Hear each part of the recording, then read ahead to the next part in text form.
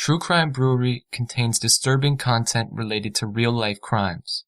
Medical information is opinion based on facts of a crime and should not be interpreted as medical advice or treatment. Listener discretion is advised.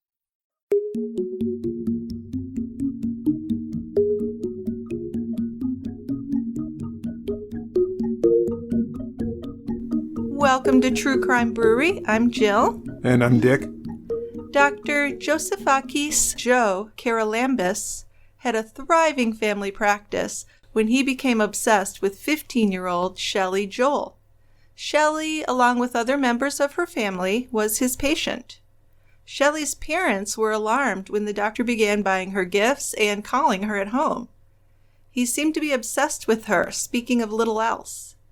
And they soon came to believe that the doctor brainwashed Shelly, luring her into an inappropriate, illegal, and abusive relationship. As soon as Shelly was legally allowed, she married her doctor, but she didn't live happily ever after.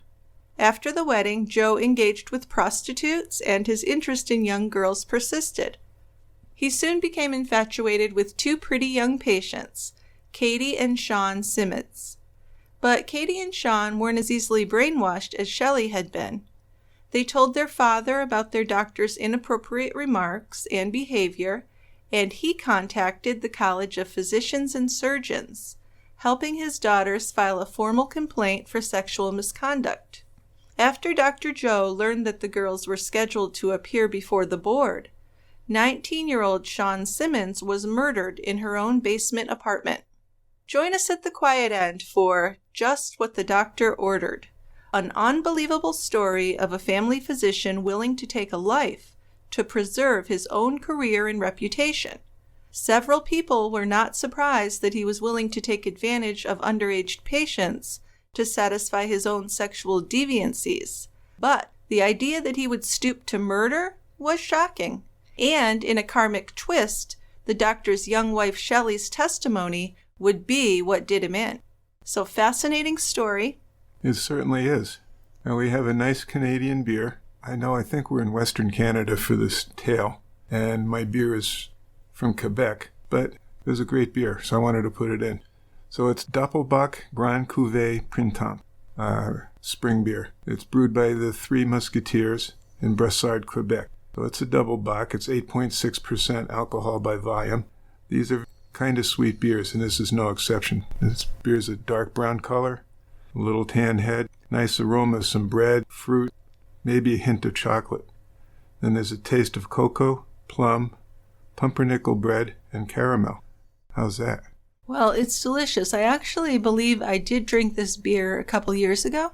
We've had some, yes. Yeah, and it's almost very desserty, very dessert-like beer, so I did enjoy it. It's a nice beer. Mm-hmm. Well, let's open it up.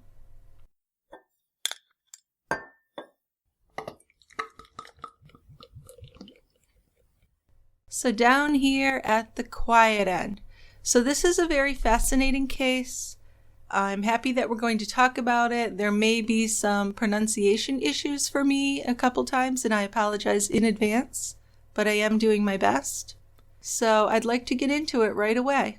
Right away. Yes, right ma'am. away. It's just so fascinating. Very sad, of course, but just the whole story. Some people in this world just blow my mind. Well, and you'll have your mind continue to be blown. There's always surprises out there. There are, and those are the kind of cases that fascinate me. So Joe Charalambous was born on April 5th, 1952, on the island nation of Cyprus in the Mediterranean.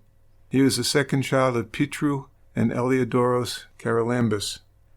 And he was raised in a home that had dirt floors and no modern appliances. Now, Joe was especially close to his mother. His memories of his father was that of a selfish and controlling man who he both feared and hated. And when Joe was growing up, Cyprus was a fairly dangerous place to be living. A lot of violence between rival factions of Turks and Greeks, and they were both battling to replace the British administration. Beside all this, though, Joe was proud of his being a Cypriot. And when he was 8 years old, his parents immigrated to Canada, and they settled in Vancouver, British Columbia. Eliodoros had moved to Canada to start his own watch repair business, and then he sent for his family to join him. Eliodoros had a Canadian girlfriend who tried her best to persuade him to leave his wife where she was. But Petru and the children did ultimately join her husband in Canada in 1960, and the family settled in North Burnaby, which is a middle-class Vancouver neighborhood. Yeah, so this family was traditional and absolutely patriarchal. But Joe's sister Susan aspired to be an actress. She enrolled in theater classes in Los Angeles.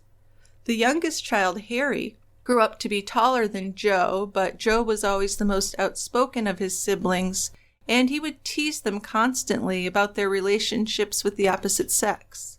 So from a very young age, Joe was very motivated. He studied hard in school, and then after school he would pick beans to earn money. But he always had to be in control, so he was really more like his father than he would admit. Neighbors often heard yelling and loud arguments coming from the Charalambous house. Joe saw his father abusing his brother and his sister, but the abuse was almost always directed at them, not Joe. Over the next few years, it became apparent that Elidoros was more interested in his freedom than in his family. He was handsome and charming, skilled at hiding his arrogance and hostility to get what he wanted. He would sometimes disappear for days, just returning home when he needed money for drink, women, and gambling.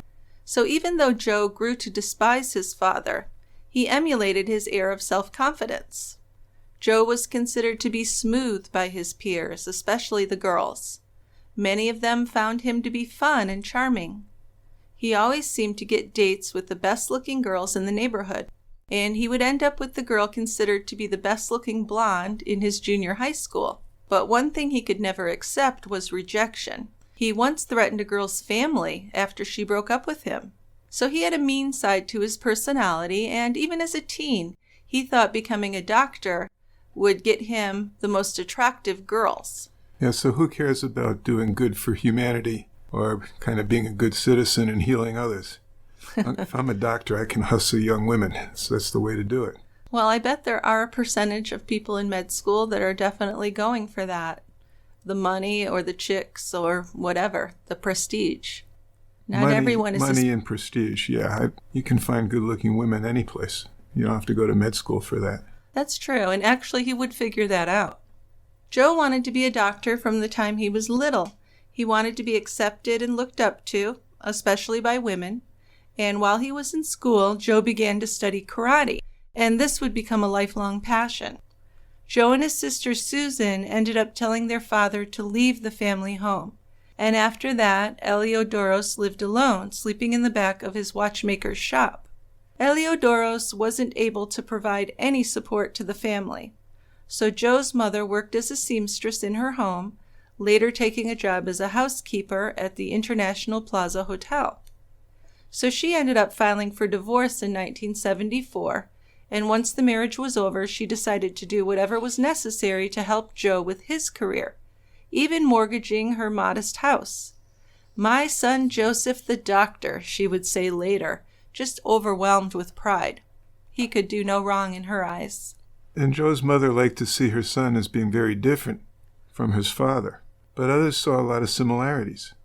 While he did manage to avoid his father's addictions to liquor and cigarettes, he was compulsive about his own passions. One of those was karate. He was obsessed with karate.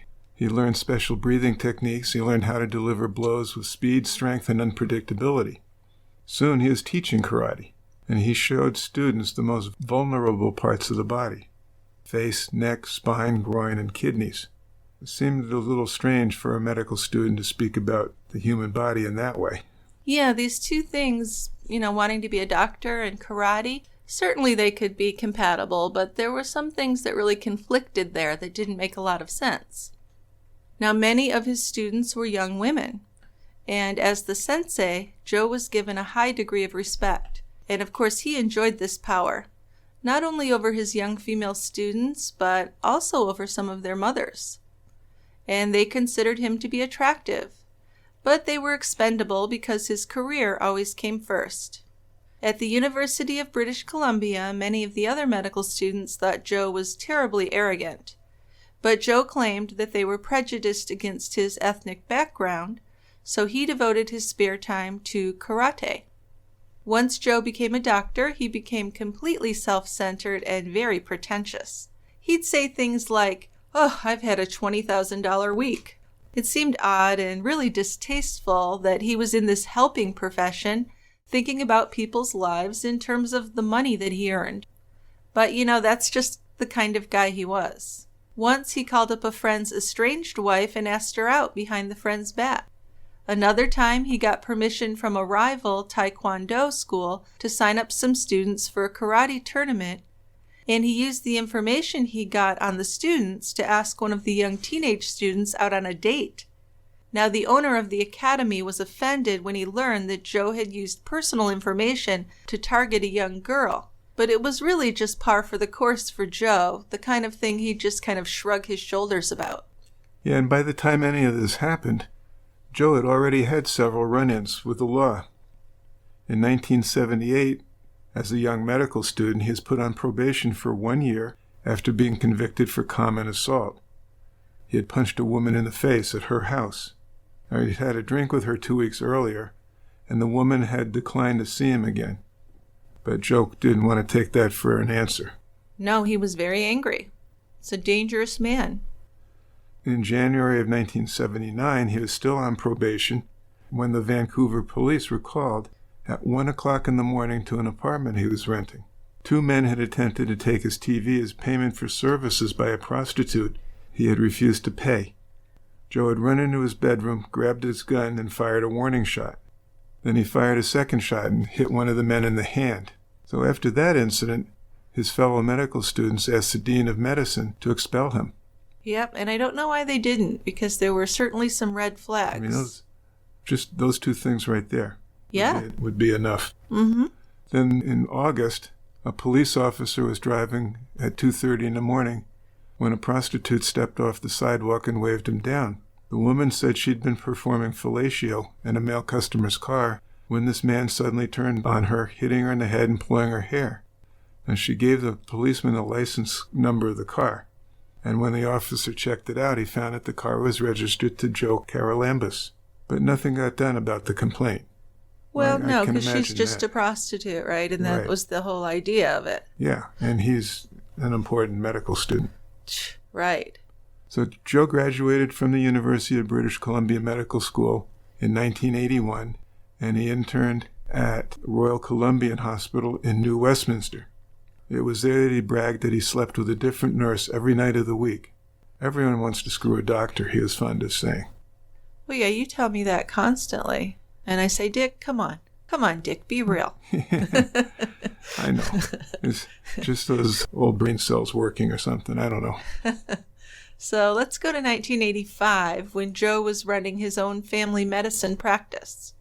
He was 33 when he became obsessed with 15-year-old Shelley Joel. After divorcing her first husband, Doug Joel, after a 10-year marriage, Jacqueline Youngkind, Shelley's mother, received custody of her daughters, Shelly and Shauna. She soon remarried her second husband, Richard Youngkind. So Dr. Joe delivered their baby, and Richard began seeing Joe for a sports injury.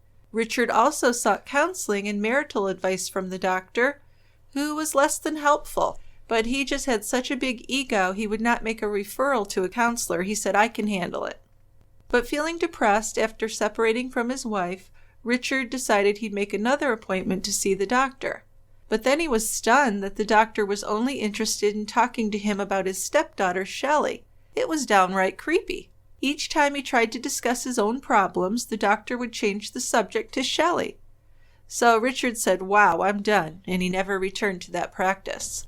But while she and her husband were separated, Jacqueline went back to work as a waitress. And during this time, Shelly babysat her younger brothers.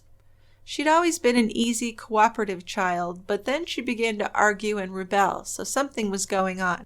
Then in late 1984, Shelly confided to her mother that 2 years earlier, when she was just 12, she'd been raped by a male boarder in their home. So Jacqueline called the doctor, who offered counseling to her daughter. He brought up the rape during Shelly's next visit to his office, but she refused to discuss it with him. And I really can't blame her. That doesn't seem like the best person for a young girl to talk to, especially considering what a pedophile he really was. Yeah, but, they didn't know that. They didn't, but when a girl is only 12 and she's raped, that really makes her vulnerable. We have to factor that into this whole situation. I'm sure he recognized that. But undeterred, Joe invited her to his house for a party for his karate students. Shelly told the doctor she had to work that night at a restaurant, though, but he continued to come after her and invite her over, no matter how many times she declined his invitations. She started avoiding his calls, but then he showed up at the pizza place where she was working and just obviously was continuing to pursue her. So it doesn't sound like Shelley was that enamored of him, at least early on in this relationship. No, I think it was very overwhelming. But still, Shelley was taken to Dr. Joe again when her mother caught her in her bedroom with her boyfriend and insisted that Shelley needed to get a prescription for birth control pills. Later, after the doctor learned that Shelley and her boyfriend had broken up, he invited her out to coffee and lunch with him. He assured the very leery Jacqueline that his interest in her daughter was purely professional. But Jacqueline became concerned when he started calling Shelley almost every day at home, inviting Jacqueline and Shelley to his home to discuss the family's issues over dinner and drinks. So this is just something that doesn't happen, shouldn't happen. It's highly unusual. Well, it's highly unusual. And I would imagine it's frowned upon. Right. Yep. It is. And it does happen, though. Be nice to say it never happens, but it does. Well, sure. Yeah. But he was really kind of on the far end of normalcy here. Really kind of crazy. Oh, yeah. And Jacqueline did have some idea. She was declining the invitations, but he was very persistent. He just didn't give up. So she finally asked him, "Why are you so interested in my daughter? For one thing, you're her doctor. You're in your 30s and she's 15. She's far too young to be seeing a person of your age, and you've got nothing in common." And he just kind of laughed it off. He did not give a shit what Jacqueline thought. No, even though she's point on in her observations. Absolutely. So Jacqueline decided, well, I'm going to find a new doctor for Shelley. Good choice, that's a good idea. However, before that happened, Shelley, who had asthma, suffered a severe asthma attack, maybe the worst yet in her lifetime. And she was sick enough to be hospitalized and was sick enough to be kept in the ICU overnight. And, since the family hadn't found a new doctor yet, Jacqueline spoke on the phone with Dr. Joe. He told her, well, he'd been notified that Shelley was in the hospital and that he'd be seeing her during his morning rounds. So yeah, he's still her primary care doctor. So that makes sense. Right. And as was expected, Shelley's condition improved over the next few days. Then when Jacqueline came to see her daughter after work, she found her bedside table covered with gifts, magazines, and candy. And Shelley explained that the gifts were from the doctor. Now, she's just a kid, really. What does she know? She was happy and giggling about it. She was enjoying the attention. Well, sure. But Jacqueline was disturbed. She told Shelley that she shouldn't accept any more gifts from him. And at home that night, Jacqueline had difficulty sleeping. She was worried about this. The next day, Shelley was discharged from the hospital, and that evening Shelley told her mother that Dr. Joe wanted to see her again the following day. Yes, and this wasn't just for a follow-up. No, we understand that. So Dr. Joe was beginning his vacation, and he wanted to pick up Shelley and take her to the horse races. So Jacqueline can't believe what she's hearing. Jeez. The doctor had been caring for her family for years. She told Shelley that she was not allowed to go anywhere with him. And although she didn't have a home phone at the time, Jacqueline did get a call at work the next day from her younger daughter, Shauna. Shauna had run next door to use the neighbor's phone to call her mom. And she wanted Jacqueline to know that Dr. Joe was at the house having coffee, and he was planning to take Shelley out for lunch and a movie. So he's just crazy. I mean, no boundaries here, no respect for Jacqueline as a mother at all. None whatsoever. And she was livid. She told Shauna, "You keep Shelley home." But that didn't work, of course. When she got home, Shelley and the doctor had left. What was Shauna going to do about it? Right, nothing. Nothing. So Shelley got home finally that night at 11:30, and she was all giggly and excited. She had $350, which she claimed she'd won at the horse races. Calling the doctor by his first name, she told her mother, "Joe pays for the bets for me." Jacqueline insisted that she return the money the next day, but her once obedient daughter was becoming more defiant. Shelley told her mother that she was a grown woman and she could make her own decisions. So Shelley's behavior is pretty much understandable for her age and level of maturity. But what would you do in this circumstance? As a mother, I don't know what I'd do. I think now... I would call the police, or I would call the medical board, or both. Yes. And I think now in 2021, it would be much easier to nip this in the butt. Oh, definitely. Yeah. And Jacqueline didn't really know what to do. But Shelley said she only wanted to see the doctor over the summer just for fun, and it certainly wouldn't become sexual. Yeah, I can hear that conversation. Yeah. Don't worry, Mom, I won't have sex with him. So I guess Jacqueline decided she'd believe this. Maybe it was just easier to do that, at least for the time being. She was also afraid of alienating her daughter, so she did offer up a compromise. She said if it were just a temporary thing, then Shelley could go out with the doctor during the daytime, and she could go to his karate classes twice a week. But this would have to stop when Shelley went back to school in the fall. But of course, good old Dr. Joe would disregard Jacqueline's rules. He knew that Shelley had been grounded for a week for coming home late from a date with him, but he took her out again the next day anyway. Then he called up Jacqueline at her work, telling her in a very patronizing tone that in his country they have no such thing as grounding a person. He told her that she didn't own her daughter and couldn't make decisions for her. Then he glibly explained how he would be taking Shelley shopping to help him pick out some clothes, followed by a romantic dinner. Can you believe the nerve of this guy? He was just completely disregarding Jacqueline and her concerns. Yeah, so Jacqueline did threaten to complain to the medical board, get his license to practice medicine taken away. That didn't seem to faze Dr. Joe. He told Jacqueline that he would be with Shelley, and there's nothing you can do about it. Nya, nya, nya. Crazy, huh? Just crazy. So at home that night, the doctor asked Shelley to join him in his hot tub.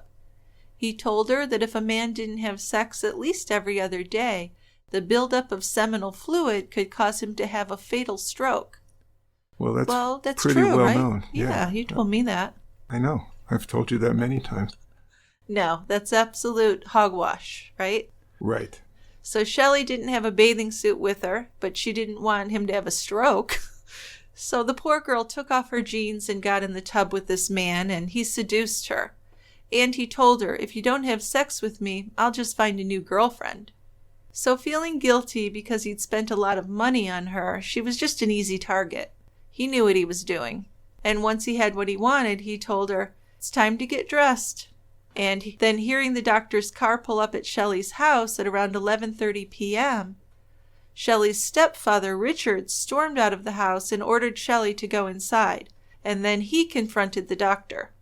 Yeah, Dr. Joe was pretty calm and cool about this. He actually told Richard that most people would pay him to go out with their daughter. According to him, he was doing Shelley a favor by taking her out and teaching her new things. What a champ. It's nice of him. He said that he was helping her become more confident. He's actually destroying her self-esteem and hurting her badly. Let's just say that. Absolutely. Yeah. And inside the house, Shelley told her mother that they were not having sex. I hope she had her fingers crossed when she did that. And that Dr. Joe was going to help her become a model or an actress. He had told her that he had a sister in L.A. who could get her jobs. So he's just playing everything in the book here as a pedophile, right? Giving her money, making her feel guilty, the whole line about he has to have sex. Yeah. Yep. So, of course, he didn't stop seeing her in the fall, as had been promised. On September 9th that year, Jacqueline got into an argument with her daughter for coming home after her 10 p.m. school night curfew, and Shelley stormed out of the house. Her stepfather got in his car and went looking for her, and he found her at a phone booth. But then Dr. Joe showed up and she hopped into his car, so she clearly called him. Richard chased after them but lost them after Dr. Joe sped through 2 red lights. Richard went to the police station to make a statement. Jacqueline woke up the next morning and Shelley still was not home. So she called the doctor's house when she got to work. The doctor answered and told her that Shelly was sleeping and she'd be staying with him. Again, he told Jacqueline that she couldn't do anything about this. So a couple of days later, Jacqueline went to the doctor's house to speak with Shelly, and Dr. Joe did leave them alone to talk for a little bit. But Shelly refused to return home, and when the doctor got back, he was cruel to Jacqueline. He told her that she was not supportive and she was just not a good mother, and it was all her fault that her daughter had left home. So Jacqueline was devastated, but really didn't know what to do. It seemed like this man had totally brainwashed her daughter. Richard, the stepfather, had been to the police, but they wouldn't do anything. But by September 20th, the police did do something. Jacqueline learned that a Los Angeles woman named Barbara had also complained about Dr. Joe. And I'm going to tell you right now there were several women who complained. We just don't have time to go into all of them. A constable, Tom Robertson, had gone to the doctor's house to charge him with sexual assault. And Robertson had learned that the doctor was living with this teenage patient, Shelly, and had arranged for the police to take her back to the police station if they found her at his house. So Shelly called Jacqueline's neighbor from the doctor's house to tell her that Joe had been taken away in handcuffs. She was crying and she thought her mother was behind this arrest. The police would only release her into her mother's custody, and Jacqueline arrived at the station and told Shelly that she knew nothing about the arrest. She had to wait there while police interviewed Joe and Shelly in separate rooms. And while waiting, Jacqueline decided to talk to Dr. Joe's mother, who was also waiting there. And all she said was, "Joe's a good boy." Jacqueline tried to reason with her, but made absolutely no progress. And apart from this barbarous case, the police were determining whether they could get enough evidence to charge Joe for having sex with Shelly, clearly a minor. But Shelly wasn't willing to testify against Joe in court. So Shelly was sent home in custody of her mother, and the police officers told Shelly that she would be placed in foster care if they found her with the doctor again. But the best course of action, the police told Jacqueline, was to file an official complaint with the College of Physicians and Surgeons. Good advice. Now, is that something we have here by a different name? Sure. State Board of Medical Examiners. Okay. Back at home, her sister Shauna was thrilled to have Shelly back. She had always looked up to her. And after they reunited, Shelly admitted it had been wrong for her to stay with the doctor. At one point, she told Shauna, Joe had warned her to never tell anyone about what was said or done in his house. And during the next week, Shelly visited a new family doctor who was a woman. Good choice, yeah. Right? Mm-hmm. And on September 24th, Jacqueline and her husband made an official complaint to the College of Physicians and Surgeons. So do you feel like a guy like this kind of ruins things for decent doctors like yourself? I don't know that he ruins things, but he certainly taints the profession. Well, I think it does, and I think it's harder for people to trust their physician when you read about people like this. Well, I mean, just like any bad apple in any profession really ruins things for the others. Exactly. Or makes it more difficult. But the registrar of the British Columbia College of Physicians and Surgeons had definitely seen a lot of complaints. But these allegations of the brazen behavior by a physician really upset them. So the registrar told Jacqueline and her husband that if their report was accurate, he agreed with them about the outrageously inappropriate behavior of Shelly's doctor. Although they were busy with about 500 complaints a year, he wanted the college investigator to begin investigations on this one immediately. Now, about 10% of the complaints to the college concerned sexual misconduct, because most of them were allegations of incompetence. But this complaint was one of the worst in his career. Yeah, under the Medical Practitioners Act, a physician's license could not be revoked prior to a hearing unless the doctor was either mentally unstable or his patients were at risk of malpractice. So while the self-regulating college did have the right to discipline and remove fellow doctors, legal considerations meant lengthy delays before actions could be taken. And the investigation began and the young kinds met with a lawyer. But not long after that happened, Jacqueline became suspicious that Shelley had begun seeing Dr. Joe again. Her suspicions were confirmed one night when she saw Dr. Joe dropping her daughter off in front of the house. After an argument the next day, Shelley said she was going out for a walk, and she didn't come back. Yeah, so this is devastating for the family. For the rest of the year, Shelley lived with her aunt in Vancouver, and none of her family members knew that she was regularly giving the doctor oral sex after school. Now, the doctor was angry that she'd signed a statement at the police station, and he had ripped up some of her clothing and her school books. But Shelley's in a bad situation, and she didn't tell anyone about it. Then in January, when Shelley turned 16, the doctor told her that she could drive one of his cars to her modeling classes, which he would pay for. Jacqueline spoke to officials at the college again, and they advised her that the investigation had found evidence enough to refer the case for an official inquiry. But Shelley was slipping away from her family, and that's the really sad thing here.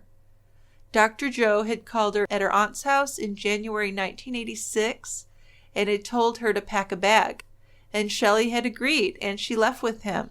Ignoring her family, now she was living with the doctor again. Jacqueline's at the end of her rope. She drove to Vancouver's Mount Pleasant hooker district to talk to some of the girls because she knew that Dr. Joe frequented the area looking for prostitutes. She then went and spoke to some of his former girlfriends and listened to the complaints of Barbara from L.A. Jacqueline was completely cut off from Shelley for the next 2 months, but Shauna did sometimes see her at school. Shelley got to use Joe's black Nissan that spring, and she took Shauna out for rides. But Shauna saw her sister was living in a really different world, and it was very awkward. A school counselor told Jacqueline one day that Shelley was transferring to another school that was closer to the doctor's house. The counselor said that Shelley seemed unhappy about the situation, but suggested that the family could only be there for her and show her that they loved her no matter what.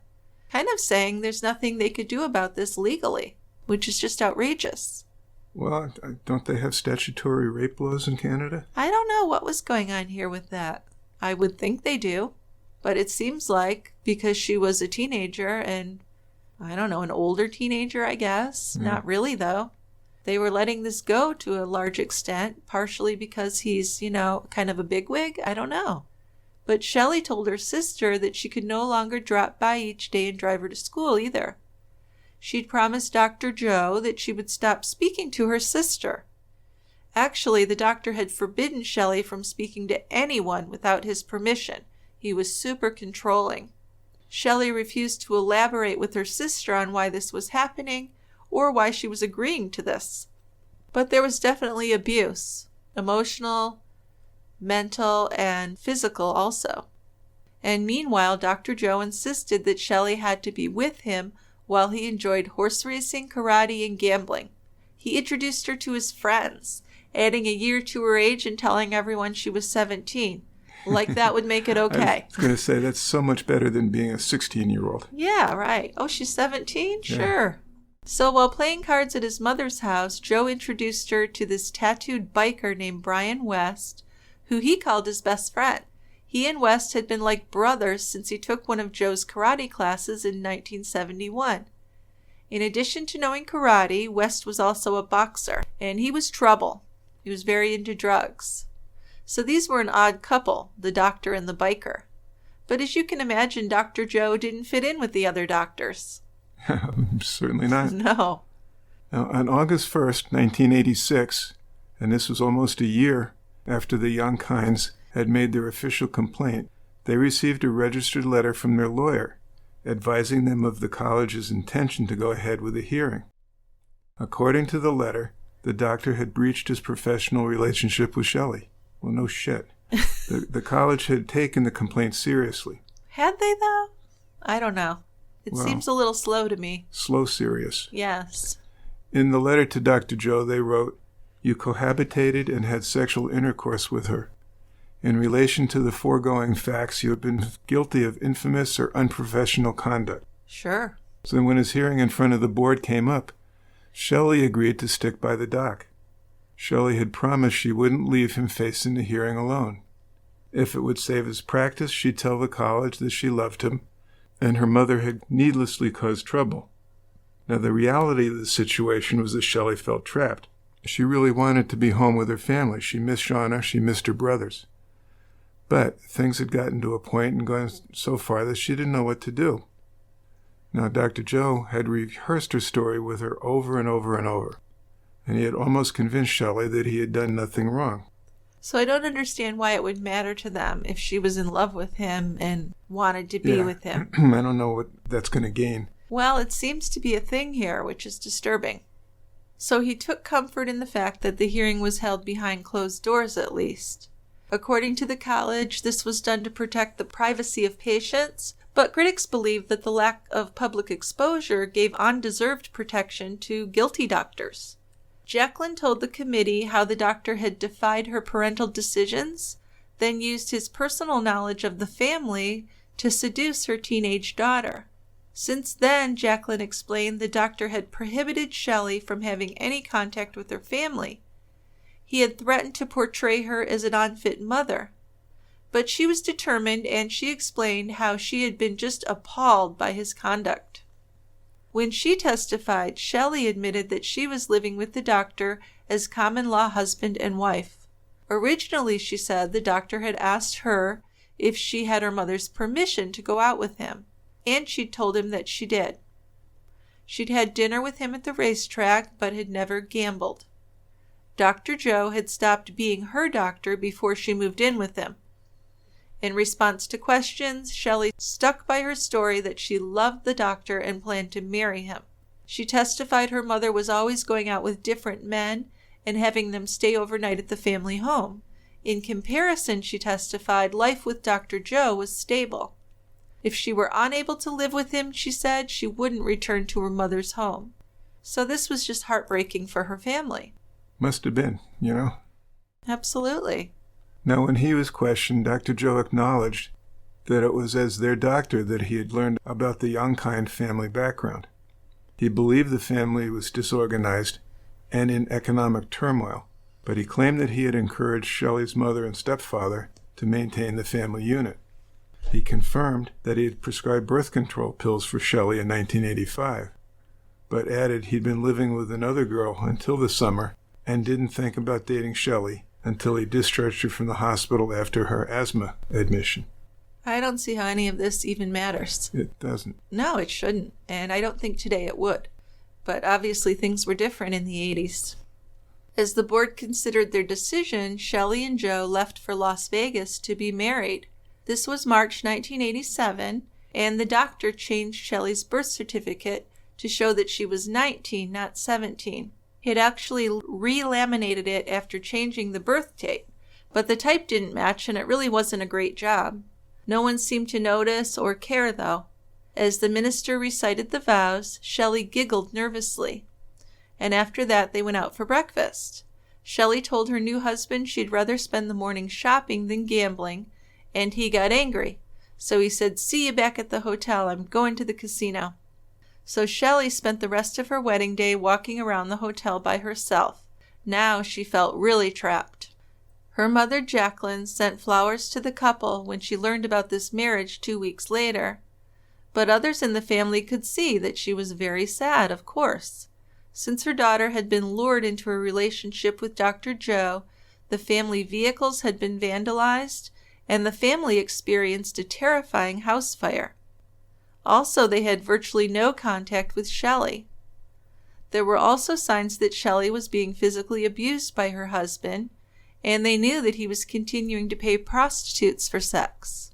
So after returning to work, the doctor was happily surprised that most of his patients were staying with him despite this scandal.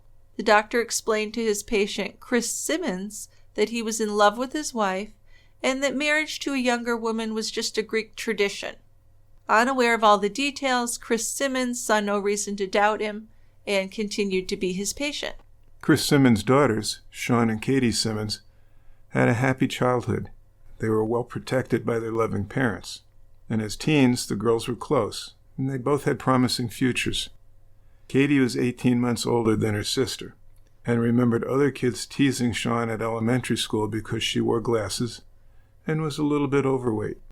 But when Sian went to high school, she seemed to have changed overnight. She was a striking girl with long, beautiful hair. Her family physician, Dr. Joe, noticed that both of the Simmonds girls were beautiful, and like he had with his young wife Shelly, he decided to act on his sexual attraction. Yikes. This episode is sponsored by Apostrophe, a prescription skincare company for people who are ready to take their acne seriously. Fun fact, most home remedies and over-the-counter acne products don't work. And even worse, they can really damage your skin. Brings me back to when I was a tween, which is a very long time ago. My sister told me that if I put antibiotic ointment on my skin, I wouldn't have any breakouts. Well, in case you're wondering, it didn't work. My skin was very shiny, but I still got pimples. Where was a dermatologist when I really needed one? Well, now I can consult with a board-certified dermatologist online. Ah, progress. Prescription acne treatment can be hard to get. You have to take time off of work, see a doctor, and line up at the pharmacy to get the actual medication. Not so with Apostrophe. Apostrophe connects you with a board-certified dermatologist who will create a personalized treatment plan that is perfectly tailored to your unique skin, with no office visit and no trip to the pharmacy. Simply fill out Apostrophe's online quiz about your skin goals and medical history, then you snap a few selfies, and your dermatologist will create your customized treatment plan right then. The best part is that Apostrophe offers topical and oral medications, so you can treat your acne from the inside out or from the outside in. Apostrophe treats acne, and they can also help you hit your other skincare goals. Apostrophe has helped me out with a prescription strength cream to lighten dark spots, as well as prevent acne outbreaks. My prescription cream came in an easy-to-use pump bottle, and it arrived at my front door just days after my online visit. Even better, we have a special deal for our audience.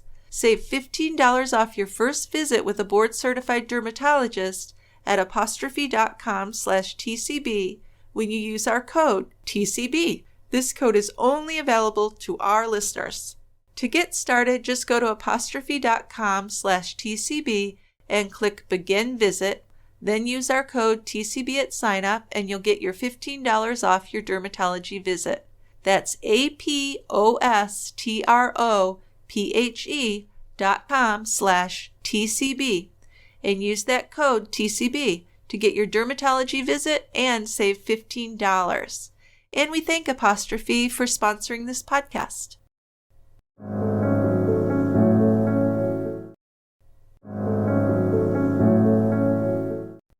So back to the story. Chris and Susan Simmonds had been married in November 1966 in England.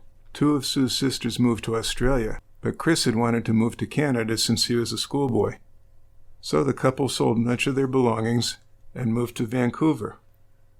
It was October 1968 when Chris Simmonds found a job with the Iron Workers Union. And outside of working hours, Chris was interested in martial arts.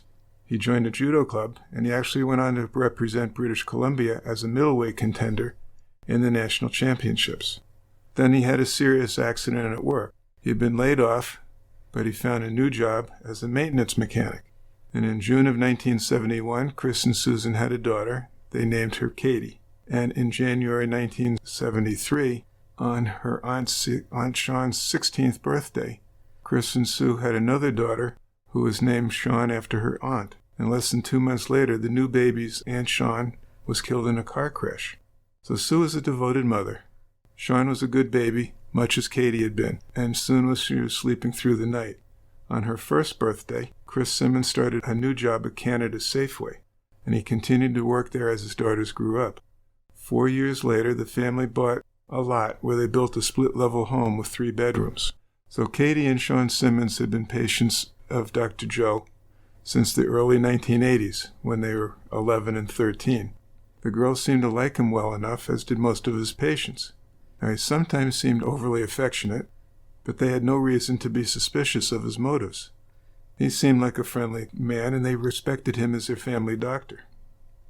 Well, by March 25th of 1988, more than 12 months had passed, since Dr. Joe's inquiry committee hearing. Shelly had a baby by then, and she brought the baby with her to hear about her husband's fate. Crying, Shelly had called her mother at home the week before to say that she could visit her and the baby if she'd put in a good word for the doctor prior to the verdict. So Richard and Jacqueline talked it over, and they agreed that they would do what they could so they could see their grandchild. When Jacqueline addressed the college, she urged them to allow the doctor to keep his medical license. If we'd known he was truly in love with Shelly and not just toying with our emotions, we wouldn't have objected, she told them. And now that they're married, we don't want him to lose his practice. So the inquiry committee's report substantiated that the doctor had showed contempt for the Youngkinds' parental authority and that he had exacerbated the family's problems. But it stopped short of condemning him. As she left the boardroom, Jacqueline felt like the college was skeptical, but was considering the possibility that her daughter's affair had been based on genuine attraction. So they found that the doctor was guilty of infamous conduct as charged, and they voted to suspend him from practice. But they didn't revoke his license entirely, so he was given a second chance. After serving his suspension, his name would be entered in a temporary register, and he would have to take a course in medical ethics and pay a $10,000 fine. He was also ordered to pay $20,000 in court costs. Jacqueline told the media that her opinion of the doctor had not changed, but that she didn't want to damage her daughter's future. She said, "It's out of love for our daughter that we don't want to get involved now. We're willing to accept him into our family if that's what she wants." Well, that must have been a tough situation for those parents. I know, and I can kind of understand why they did what they did. If she's going to stay with this man and she's having babies with him and they're married, if you want to maintain a relationship with her, you might have to sacrifice your true feelings about it for her sake. Yes, you would. And I suppose also you could figure this marriage can't possibly last. So if we remain on semi-good terms with our daughter, when the marriage does break up, we'll be there for her. Oh, I'd absolutely be thinking that as a mother, yes. And if you're going to argue about it and try and get him in more trouble, you really are going to push her away more, unfortunately, because he certainly deserved to be in more trouble. There's no doubt about that. No question. Now, according to Shelley, Dr. Joe was angry and humiliated as he began serving his 6-month suspension on January 1st, 1989. He was forced to mortgage his house for a second time, but he kept his office by renting it for $1,500 a month to another doctor who worked in the same building. Then he recorded a new outgoing message on his phone answering machine, which gave the impression that he was on vacation. Now, officials found out about this little bit of subterfuge and insisted that the message be deleted. Now, Shelley noticed a big change in her husband after the decision. He became withdrawn, and he no longer invited karate students over to the house. He found the suspension traumatic, and he blamed it all on Jacqueline and Richard Youngkind. And for the family's safety, Richard took a job transfer to Alberta. Yeah, I mean, this is a scary guy. They believe he started a fire, and they had 2 little boys at home. Yeah, it doesn't sound like a good situation. No, it's terrible. Now, when the doctor returned from his suspension, his practice, though, was thriving.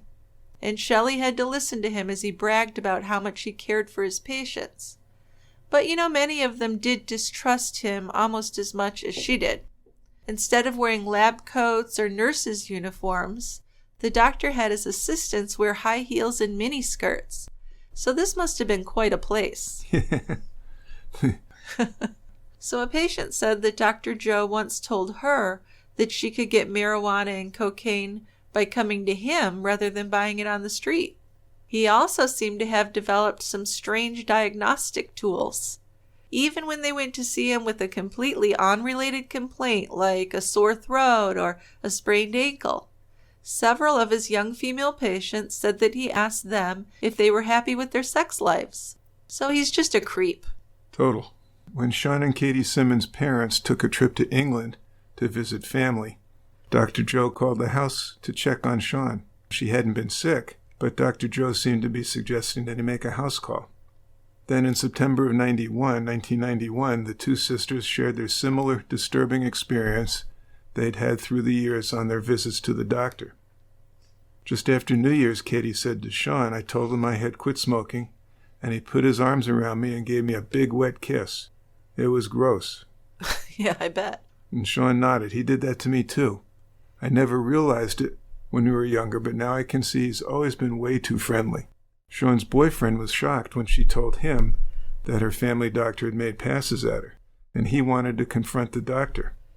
But Sean convinced him it wasn't a good idea. Instead, Sean and Katie discussed the issue with their father, Chris, and he quickly filed a formal complaint with the British Columbia College of Physicians and Surgeons. And when he received the complaint, the college registrar, Dr. Tom Handley, realized that it had been only 2 years since Dr. Joe had finished serving his suspension. My oh my. The registrar was so surprised that he made sure the complaint was put on the agenda for the next meeting. I guess they weren't used to doctors backsliding that way. Well, no, there are norms in society, in different aspects of society, like medicine, politics, the law. And when people don't conform to those norms, sometimes it seems like we don't know how to react because it's just something unexpected. And it seems like this is what was going on. They were surprised by this. They had really expected him to fall into line.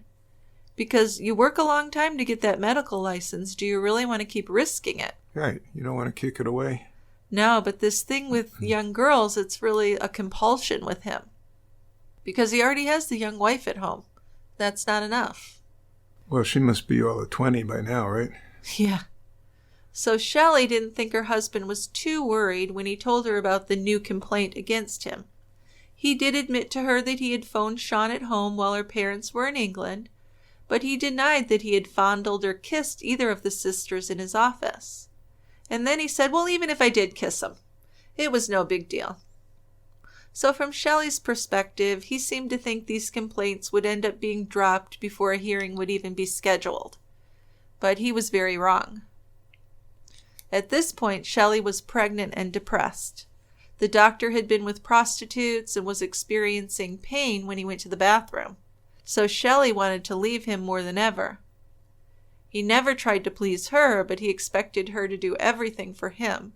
So without apologizing or attempting any explanation for whatever kind of infection he brought home some antibiotics and gave Shelly and himself injections at home. Yeah, it sounds like a little bit of sexually transmitted infection going on there. Absolutely, it does.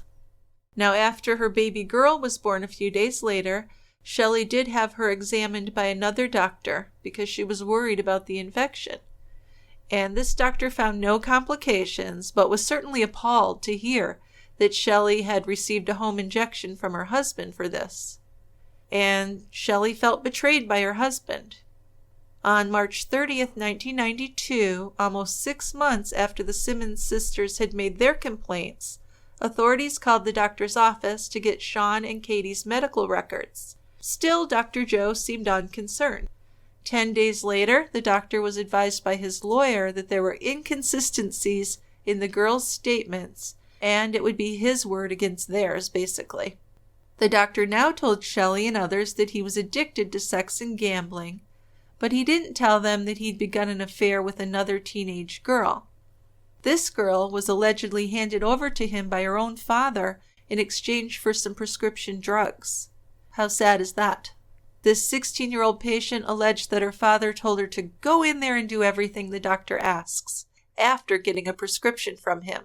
The doctor had asked her to join him for dinner that evening, and according to the teenager, he drove her to a secluded spot where he pressured her into giving him oral sex.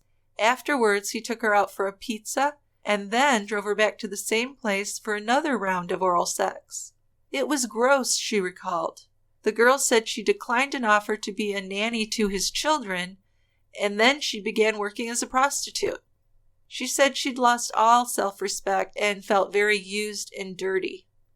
Eventually, the teenager returned to the small town where her mother was living, and then her mother and her went to the police to file a complaint. After that, her father had called and told her to drop the complaint, or the doctor was going to hire a hitman to kill her. And I would probably believe that. Oh, absolutely, yes. Now, in November of 1992, Dr. Joe was notified that the college was proceeding with the complaints made by Katie and Sian Simmonds. A letter notified him that the college would hold 2 separate hearings, one for each of the sisters, on March 4th and March 5th. The hearings were 4 months away, but the Simmonds sisters had waited almost a year since filing the complaints. They were certainly relieved, and hopefully they could put it all behind them. So Sian was still living at home with her parents, but Katie had been living for the past 2 years with her aunt in Surrey. The small house was closer to Katie's new job as a bank teller. She was working full-time and had saved up for a down payment on a Jeep. Then when they went shopping for the Jeep, they found 2. So Sian and Katie convinced their father to help them purchase both Jeeps, while the girls would work to make the payments themselves. To help Katie with her rent, Sian decided to move in with her in her basement apartment. Now, moving out was a big deal for Sian. She was a homebody, and even a sleepover at a friend's house could make her homesick. Yeah, so it was a bit stressful, but she was really excited about it. These sisters were very close. So the entrance to Sian and Katie's basement apartment was a concrete stairwell that led to a foyer and then a living room. They had 2 bedrooms, 1 bathroom, and a small kitchen. They decorated the walls with family photos, making it really homey. There was no driveway access at the front because of the busy main road, so the sisters parked their Jeeps in an alley out back. The upcoming hearing was a dark cloud, but the girls were eager to put that behind them, and they knew they weren't the only ones. Recently, there had been shocking allegations against 2 other doctors. One of them was an elderly Vancouver psychiatrist accused of whipping female patients at his home. The other was a doctor accused of raping a patient after drugging her during a house call. So although Sian and Katie had a new doctor and hadn't seen Dr. Joe for more than a year, they were about to hear from him again. After receiving the notification of the hearings, the doctor had gone to Radio Shack and bought a telephone tape recorder. He looked up Katie Simmonds' phone number in his medical records and phoned her at 2 p.m. on November 11th, 1992. Katie was unaware that her former doctor was recording the conversation, of course, and he started out with friendly questions about whether Katie and Sian liked their new doctor. Then he got to the real reason for his call. "Listen, I got this letter from the College of Physicians and Surgeons. I guess you know about that, huh?" "Uh-huh," Katie answered. "Well, yeah. The reason I called is because, I was your doctor for a long time." "Uh-huh," Katie said. "I never hugged and kissed you on the mouth, right?" Well, Katie understood now why he was calling, and she said, "I really don't think I'm supposed to be talking to you." But this didn't stop him. Joe continued to try and talk her out of her complaint. He said that she and her sister just weren't being fair to him. He said it wasn't the right thing to do, and he wanted her to think it over. He said that he had never touched or kissed either of them, and that he had always been there for them when they had problems. So as they talked about this afterwards, Katie and her father decided that the call was a blatant attempt to interfere with Sian and Katie as witnesses. So they went ahead and reported the call to the college. The doctor had told Katie that he wasn't angry with her, but he was actually furious.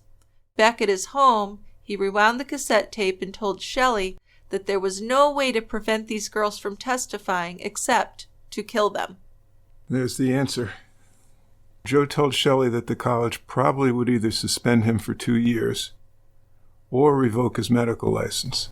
And I would bet that they would revoke his medical license. I would hope so.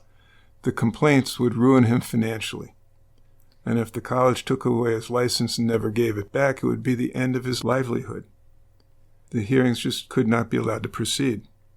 "Maybe I should just go to the hearing with a gun and shoot the whole panel," he told Shelly. She was accustomed to her husband's threats, which included threats of killing her. He hadn't done so she wasn't sure she would believe him now. But there was always that doubt. She had been wanting to leave her husband for years now, and she knew that he was not above using violence to get what he wanted. And according to Shelly, Dr. Joe became obsessed about the upcoming hearing. His attorney told him he had a 50-50 chance of keeping his medical license. That's not super encouraging. No, that's your attorney. He's supposed to be more upbeat for it. Right. So what did Dr. Joe do? He called his old friend Brian West. Right, the biker. Biker Brian. So instead of focusing on his current patients, the doctor began stalking Sian and Katie Simmonds. He found out where they were living and what they were driving. Shelly was aware of her husband's nighttime outings as a stalker, too. Sometimes in the middle of the night, he would drive past Katie's house and park a block away. Behind the house, there was a dead-end street. He couldn't drive back there, so he would walk back there at 3 or 4 o'clock in the morning to see what vehicles were parked behind their house. So he was able to identify the girls' Jeeps, and he also wrote down the license plate numbers.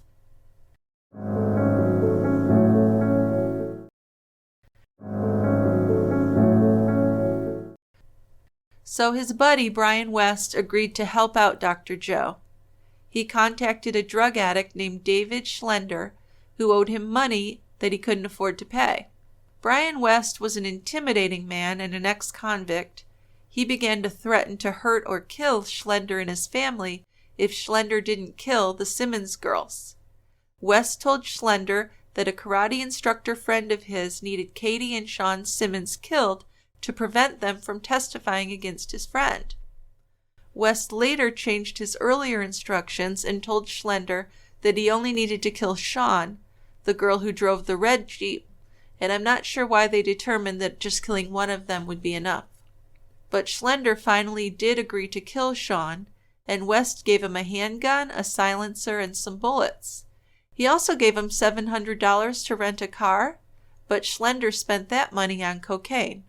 Remember, he was a pretty serious drug addict.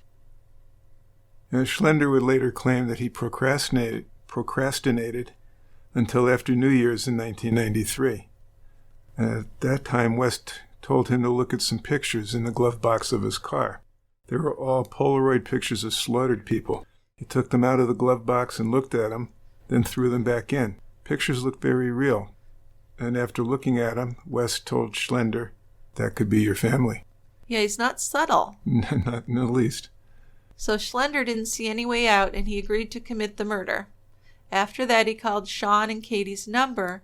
He got the answering machine and hung up. Now, several times in January, he borrowed cars and drove to their house, unaware that his activities had raised suspicions in the neighborhood, especially with the neighborhood mailman.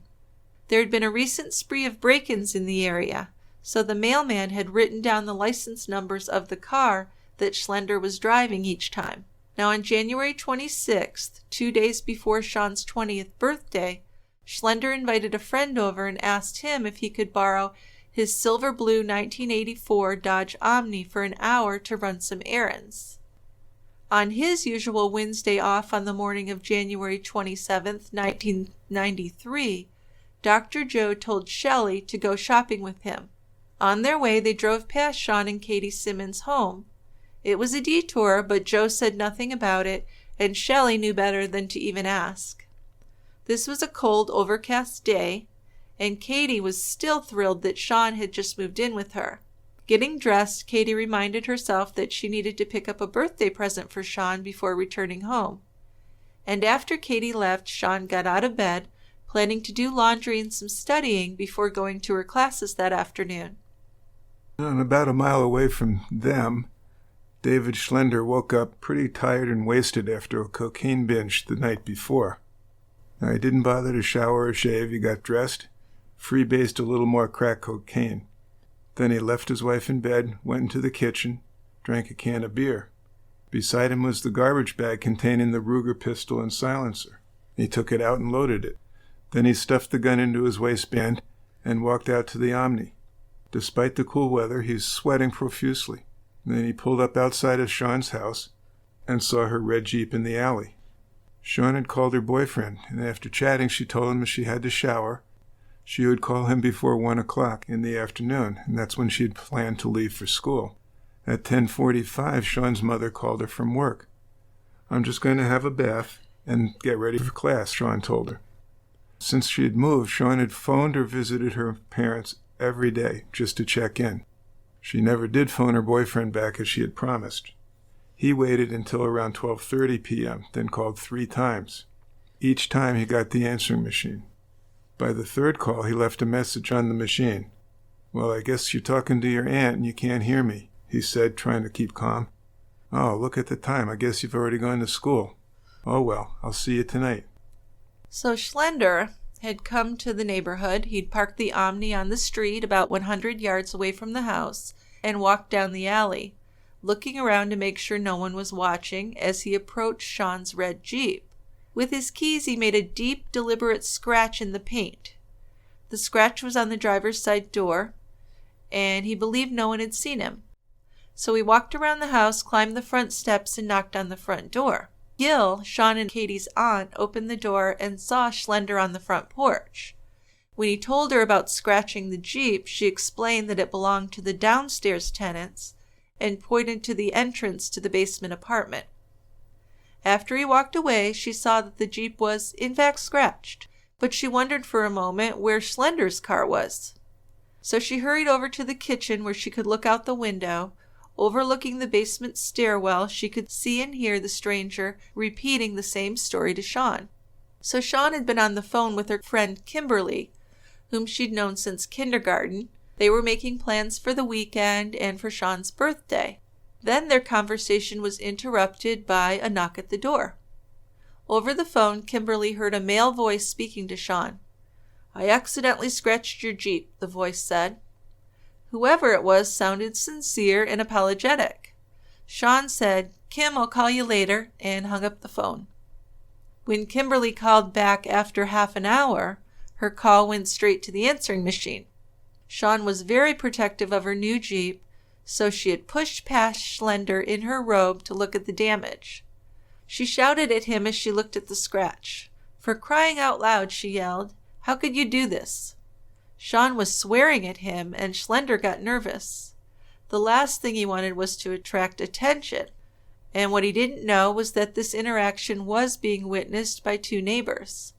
One neighbor looked out of her kitchen window. She knew that the girl in the robe lived across from her, and she watched Sean hit her own forehead with the palm of her hand as she yelled at the man standing beside her Jeep. The man followed Sean back into her basement across the alley. Next door to Sean's house, another neighbor was changing her sheets as she looked out of a window and saw the man look up at her as he walked around the Jeep towards the entrance to Sean's apartment. So she got a pretty good look at him. Now, Sean normally wouldn't let a stranger into her apartment, but she was preoccupied with the damage to her Jeep. Schlender asked to use the bathroom, and she pointed out the second door down the hall. In the bathroom, Schlender took off his jacket and pulled the gun from the waistband of his jeans. In the foyer, Sean sat down to write out insurance information, totally unaware that Schlender was creeping up behind her with a gun. Suddenly, Sean turned around to see him holding the gun to her head, so she dropped her pen and let out a scream. She turned and jumped to her feet as Schlender fired the first shot, and this was a wound that shattered the left side of her jaw. In a hopeless attempt to get away, Sean backed up, raising her hands defensively as Schlender fired a second shot. Screaming, she lunged at him and kicked him in the groin. The second bullet went through her right arm and lodged in the muscle near her shoulder. As the shell casing flew to the floor, Sean was still fighting for her life. The gunshots hadn't killed her. Her Aunt Gil thought she had heard some muffled shots upstairs, but the silencer worked. Thinking that the sound was coming from outside, Gil dismissed the noise. And then, using all the strength he could gather, Schlender swung the heavy gun into Sean's head, and it hit her with enough force that it split her right ear open. So she fell to the floor, and then over and over again, Schlender was swinging the gun, hitting her face, and gouging the floor. He pummeled Sean's face and head until she stopped screaming. Permanent imprints from the gun were visible on Sean's face and scalp. She was bleeding to death, and brain matter was coming out from between the fractures in the skull. Schlender ran, left behind insurance papers. While crossing into the road, Schlender looked over his shoulder to make sure that no vehicles were coming. Then he got into the Dodge Omni that was parked on the opposite side. There was a lot of junk in the back seat of the car, one of the neighbors noticed as she watched him, and she thought he looked very suspicious. The mailman recognized the car from the last time when he had written down the license plate number, back when Schlender had made a kind of a dry run in that car. On the back of a flyer, the mailman wrote down what he thought was the number, and he put the flyer in his pocket to keep in case he would hear of any burglaries that had happened that day. Wasn't even considering that there might have been a murder. Now that afternoon, Sean's Aunt Gil went grocery shopping, and when she returned, she noticed that a light was still on in the basement. So putting her grocery bags on the kitchen floor, she called the downstairs phone, but she got the answering machine. So she went downstairs to check the light, and that's when she found Sean. Sean was propped up against the wall in the foyer, just covered with blood. It was a gruesome, really gruesome scene. So Gil ran back upstairs and she called 911. Of course, Sean's family was completely devastated. Police spoke to witnesses from her neighborhood, and they located the owner of that 1984 Dodge Omni. The insurance papers left behind actually belonged to the car's owner, not Schlender. Schlender really thought this out, didn't he? It's a really poorly done crime, yes. And part of the way he did it made it more brutal, too. Yeah. Now, no one in the neighborhood recognized the photo of the owner that police showed them, but within days the police made the connection from the car to the owner, and from the car owner to Schlender, to Brian West, and ultimately to Dr. Joe, and Dr. Joe definitely had a motive. He definitely did. Later, trial testimony would reveal that Schlender drank beer and smoked crack cocaine with his friend Brian Can on the morning of the murder. He then borrowed Can's car and made a trial run to the Simmonds residence. He then drove the car to his house, smoked some more crack with his wife. Schlender then took the loaded handgun and drove to the Simmonds house again. Schlender scratched the red Jeep in the alley with a key. Moments later, he was inside of Sean's apartment, where he shot her and bludgeoned her to death. Eyewitnesses confirmed seeing him running from the Simmonds apartment on the day of her murder and driving away in Brian Can's car. A day later, when Schlender was arrested, he had a large amount of cash on him. Turns out that Brian West had given him $1,200 after the murder and had promised him more money to come. Now, Schlender claimed that he was only trying to scare Sean into not testifying against Dr. Joe. But Sean had panicked after seeing the gun and fought him. And that's when Schlender killed her. I don't believe that at all. He shot her right away. He told police that Brian West had hired him to murder Sean for a karate instructor friend. Dr. Joe had also recently renewed his passport and was planning a trip to Cyprus. Interesting. Something there, huh? Yes. So Schlender testified at the doctor's trial, and so did Shelly. Remember her, the girl he molested when she was 15 and married when she was 17? Mm-hmm. Now, when questioned, Shelly said that she had not known that her husband was sexually assaulting some of his young female patients and paying for sex with prostitutes. Now, I had to go over this in my head a little bit. How could she be that naive? But then, when you think about it, she was just a girl. Sure. So I really can't hold anything against her. No, can't either. No. She gave absolutely devastating testimony. She portrayed Dr. Joe as verbally and physically abusive. She testified that he valued money above everything else, abused alcohol, abused sleeping pills, and had a violent temper. She said that he would make death threats to all kinds of people, including Shelley's mother-in-law. His own mother, yeah. That's his mother. Yep. Members of the College of Physicians and Surgeons, David Schlender and his entire family, and police officers who he wanted to shoot in a donut shop. He had also told her he'd have a shootout with any cop who tried to arrest him. God, this guy's just an asshole, let's be honest. Yeah. An all-round asshole. Now, he had viewed his wife as his confidant and had shared with her some of his dark secrets. He had even threatened to kill Sean and Katie Simmonds for causing him trouble. So Shelley's testimony was given a lot of weight and helped to ensure a conviction. Oh, absolutely. Although there was a lot of evidence, Schlender was not exactly a brilliant criminal. Right, he certainly wasn't. So good old Dr. Joe was found guilty of first-degree murder for hiring the man who shot and bludgeoned Sean, a few months before she was to testify against him in his sexual misconduct hearing. He was sentenced to life in prison. Brian West was also convicted of first-degree murder and conspiracy, and he was sentenced to life. In a separate trial, David Schlender was convicted of second-degree murder, and also sentenced to life. Now, Schlender died in prison in 2006. During his time in prison, Brian West completed a lot of steps toward rehabilitation, and the parole board decision stated that he completed his correctional plan, he was compliant with rules, he kept a job, and he made meaningful contributions to prisoner advocacy programs. Also, he was treated for his drug addiction. So in 2013, he was granted day parole, which was a bit controversial at the time. I can imagine. So it was a serious crime. Yeah.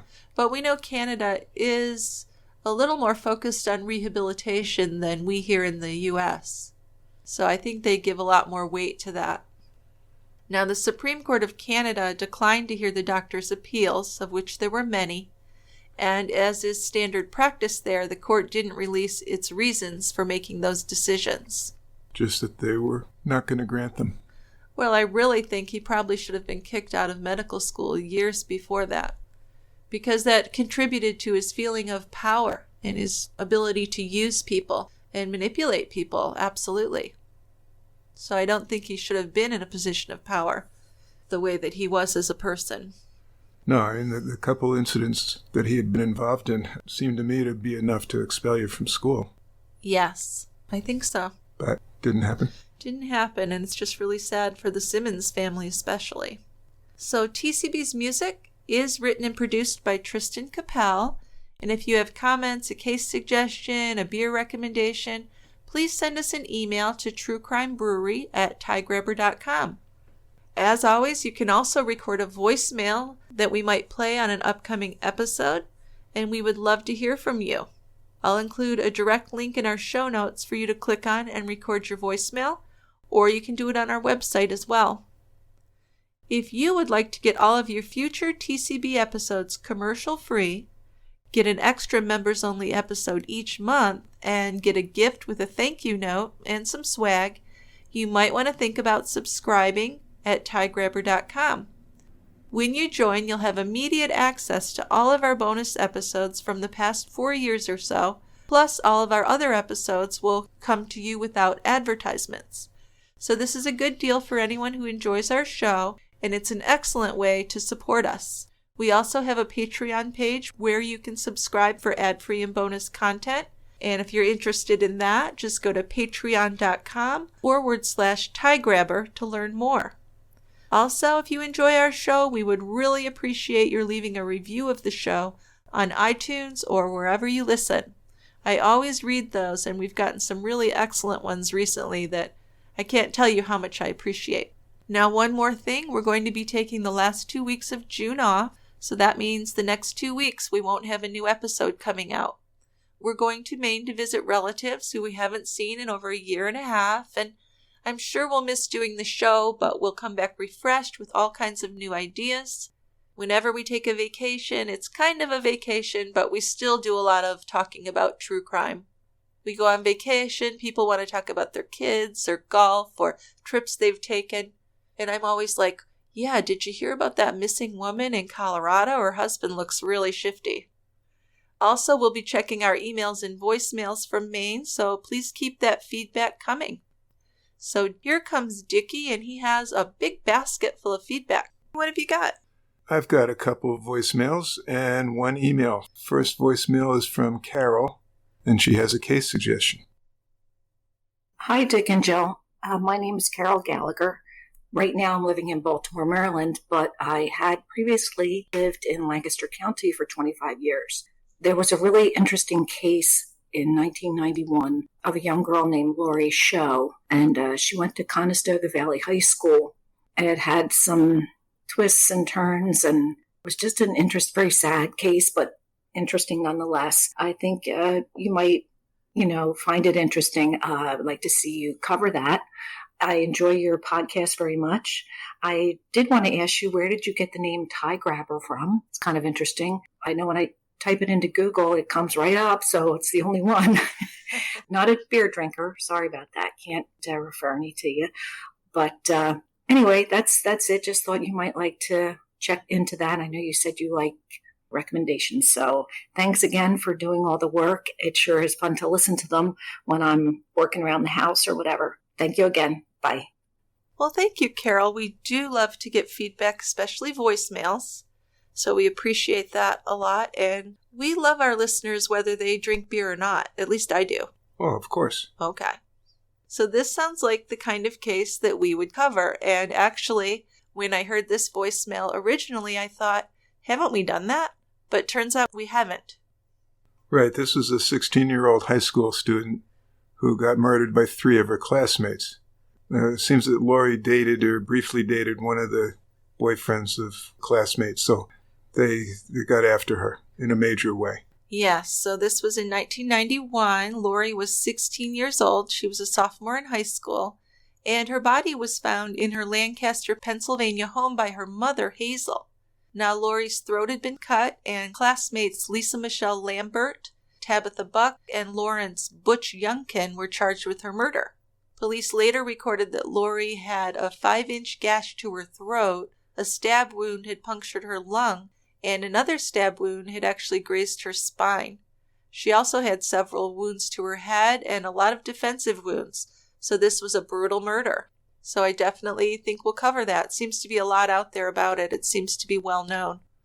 Yeah, and since then, 2 of the 3 people convicted have been paroled. Wow. Just the ringleader of the group is the only one still remaining in jail. But we'll check that. Well, see, that is 30 years ago. That's 30 years ago. But I'm getting to the age in my life where 91 doesn't sound that long ago. It really doesn't in my brain. But that is a while back. It is a while back. Do you want to tell Carol how the tie grabber came up, or are you going to punt that one? Sure. There is an explanation on our website if you go to About Us. But very briefly, we were friends and co-workers for many years, Dick and I, and this was kind of a later in life marriage. It wasn't a first marriage for either of us. But I saw him at a work party, and I might have had a few Red Bulls and vodka at that time. And what I did is I went over to him and I grabbed his tie and I kind of pulled on it. And that was part of my whole flirtation, which was really brilliant. It definitely worked anyway. Well, it did work. That's true. Yes, so that's where I got the tie grabber name, and I thought it would be original, and it is, because nobody else seems to use that word on any other website, and when you type it up, we're right there on Google, so that's nice. There you are. Yeah, but if you want the whole story, you can read that on our website. So we have another voicemail, and this one is from Nikki. Hello, Jill and Dick. My name is Nikki Campbell. I am from Punxsutawney, Pennsylvania, and I have a case suggestion.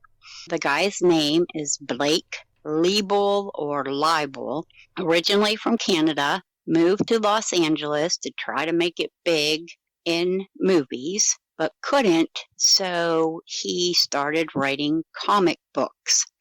He got married. His first wife had a son. They ended up getting divorced. He got married to another lady, and she ended up having a child. I don't know what happened to him. I know his parents died. He ended up with several $1 million and went through them like water. But he ended up barricading himself in his apartment, talking his soon-to-be second ex-wife into going to see him to talk, and murdered her. It is a gruesome murder where he literally scalped her and took her skin off down to the jawbone on the right side, and it took her 8 hours before she died, and the reason of her death was blood loss. Didn't know if you guys would want to do that or not. Don't really have any beer suggestions. Groundhog Brew is the popular thing here. Love, love, love your podcasts. I listen to them on my 4-hour trip down to my girlfriend's and on my 4-hour trip home and all day long throughout the day. Keep up the great work and can't wait to see you at the quiet end. Well, that was lovely with the little birds in the background. Did you hear that? It sounds like springtime, doesn't it? It certainly did. Thank you, Nikki, for your case suggestion. So, yes, I took a look at this, And it seems that after he had barricaded himself in his West Hollywood apartment, Leibel was taken into police custody and they found the corpse of his fiancée there. She had been mutilated, drained of blood, and she was lying in the bed. Fortunately, their infant daughter was in the care of the victim's mother, who'd been visiting from Ukraine and staying in a nearby apartment. Leibel was charged with murder, torture, mayhem, and aggravated mayhem, and he pleaded not guilty. An autopsy report was released in September of 2017, listing the cause of death as exsanguination and head trauma. Now, exsanguination means that she bled to death. Yeah, she bled out. I'm sure everyone knows that the face is very vascular, a lot of blood vessels. What he did was basically not just scalp her, but peel all the skin away, so there's a ton of blood. That's just awful and crazy. Just sounds horrendous. Now, I don't know a lot of background. I just did a quick look, but from photos of this guy, he looks insane. He looks like a scary individual. Well, which isn't surprising. His actions would point towards insanity, wouldn't they? Yes, yes. So, one more piece of feedback. I have an email from Linda. Linda writes, I think you'd enjoy learning about the funeral home murders in Hudson, Wisconsin. Funeral director Dan O'Connell and his intern James Ellison were murdered at the funeral home. Very interesting twists and turns. Well, thanks, Linda. I did look this up, and the crimes in question are the murders of the 39-year-old Hudson Funeral Home director Dan O'Connell, and his employee was James Ellison, who was just 22. They were found shot to death in the funeral home in February of 2003, but because the prime suspect then committed suicide, no charges have been filed. So the prosecutor says he believes that Erickson killed the two men because O'Connell may have had information about sex abuse allegations against the priests or allegations that Erickson had provided alcohol to minors. It was school bus driver Mary Pagel who testified she had coffee with O'Connell in the morning on the day he died, and she said O'Connell asked her whether she ever saw the priest inappropriately touch a child. So he may have been onto something. O'Connell indicated he had a meeting with the priest later that day as well. Now, Erickson didn't become a suspect until nearly 2 years after these murders, when he was interviewed by the police, and detectives said that he had information about the crime scene that hadn't been made public. So they went back to talk to him again in December, and 3 days after that, he killed himself. So they think that he did it. But just the whole idea of murders taking place in a funeral home is just interesting in some kind of level. Yeah, no kidding. Yeah. So yes, we'll look into that. That sounds really interesting too. Thank you, Linda. Good cases. We get a really high quality of feedback. I enjoy reading it. I really appreciate the effort that is put in. Yes, it's very well appreciated. Okay, so we're going to be gone for 2 weeks, and then we'll be back at the quiet end in July. That's right. Yes, I know. It's kind of sad, but I'm sure true crime will never completely leave our minds during that time. Of course not. No. Okay, thank you, everyone, and we'll see you next time at the quiet end. We'll be saving some seats for you. Bye-bye. Bye, guys.